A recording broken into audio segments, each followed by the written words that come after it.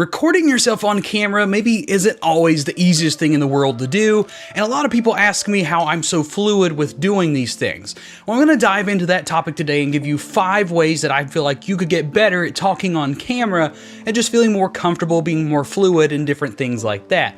It's really not as hard as you think. It just takes a little bit of time and some perspective changes, but we'll get you right into it. But if that sounds like something you want to learn about today, stay tuned for today's episode.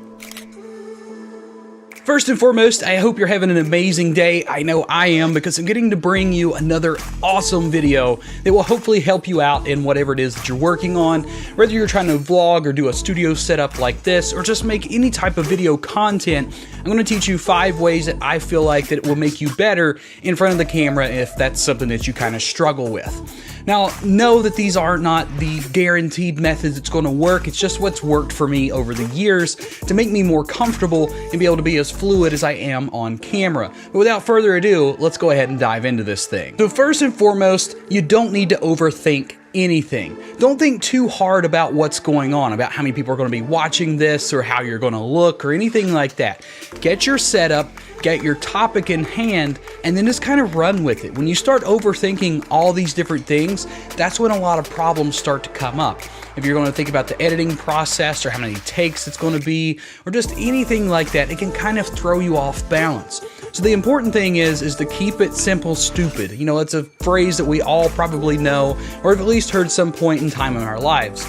As with most things in life, the more simple you keep things, the better off they're going to be. So that leads me into step number 2, which is to know your content. This is why it's really important to be creating content that you both enjoy as well as know about. Because if it's something you don't really know as much about, that can leave room for error or mistakes or just kind of being a whole mess of a video. Trust me, I've been there before when I've tried to teach tutorials or other types of videos about things I wasn't as familiar with and I had just kind of done some research on, made some notes. I wasn't able to elaborate on those things, really go into detail and talk about them.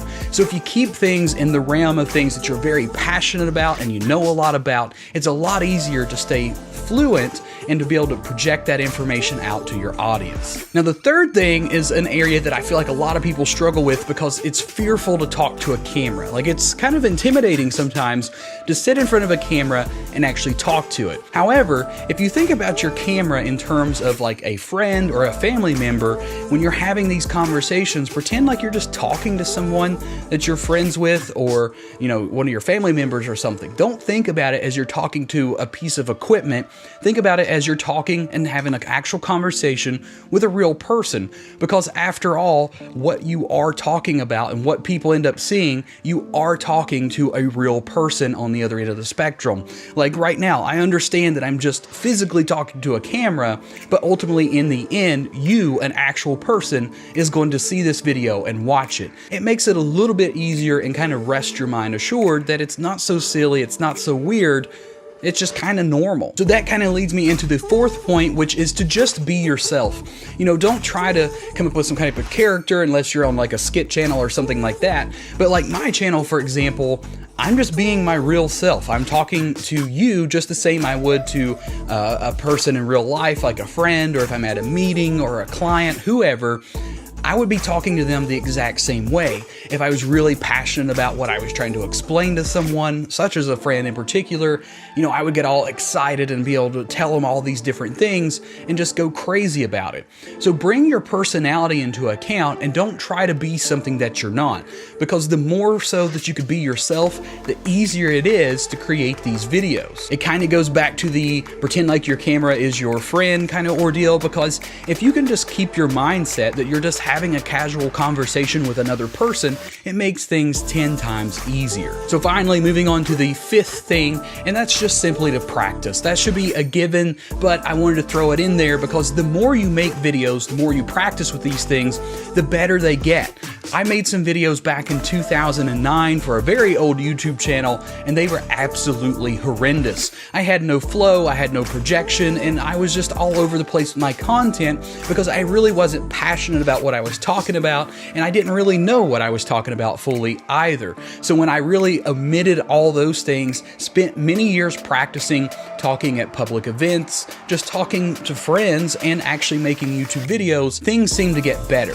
Now, what happens when you practice and do this over and over and you're editing these videos and playing back yourself so many times, you start to catch the little things that you do here and there, or even bigger things, and you're able to fix those and repair those.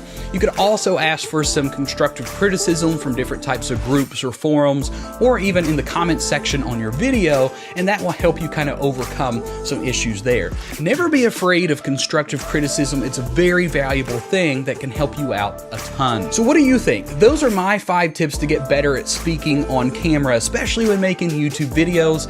I know it can be extremely intimidating and hard to do at times, but if you really feel passionate about what you're doing, put in the time and effort to keep practicing and putting yourself out there, you're eventually going to get to the point that you want to be at. All it requires is a little bit of work, determination, and just to really care about what you do. And then eventually you'll get to this point. Realize this is not my first YouTube channel, and this is definitely not my first video, so I've learned a lot of stuff along the way that's helped me get to this point, and that's from watching old videos, just practicing again. Now, this is something that I really enjoy to do, so it does come a little bit easier for me, but understand if you're just starting out and you're a little rough around the edges, I was there too, as was most everybody else. Hardly anybody can just hop in front of a camera and be ready to go right away. Sometimes it is just a learning process. But that's pretty much going to do it for today. Hope you guys did enjoy, and if you did learn some valuable resources, go ahead and hit that thumbs up button to let me know you learned a little something today, or at least feel a little more at ease the next time you get in front of a camera. But that's pretty much sums up today's video, and as always, be sure to create something new today.